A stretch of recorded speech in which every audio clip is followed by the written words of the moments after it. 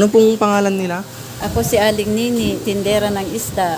Andito po tayo sa store ni Aling Ninis. Magtatanong lang po tayo ng mga simpleng tanong para hindi na po magulo.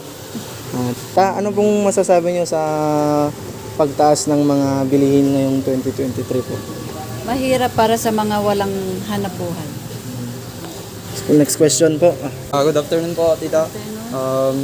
Ito lang po rin po ang tanong ko tungkol pa rin po sa presyo-presyo. Po. Sa inyo pong palagay, ano po ang rason bakit ito tumataas? Dahil sa gasolina, tumataas. Sa gasolina, yan ang dahilan. Kaya tumataas ang mga paninda. Okay po. Nay, paano niyo po napagkakasya yung mga kinikita niyo po sa pang-araw-araw? Budget.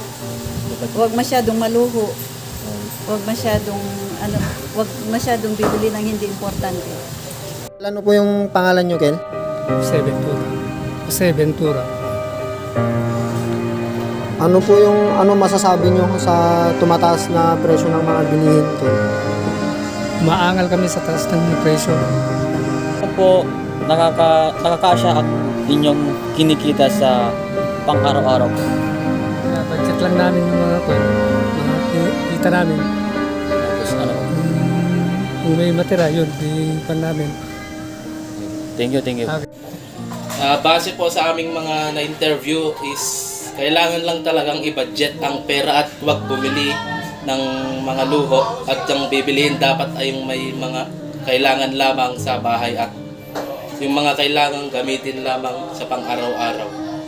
Sabi nila, pag wala silang trabaho talagang di nila kakayanin yung taas ng mga bilihin at yung iba hindi na pagkakasya, umaangal talaga sa mga taas ng mga bilihin.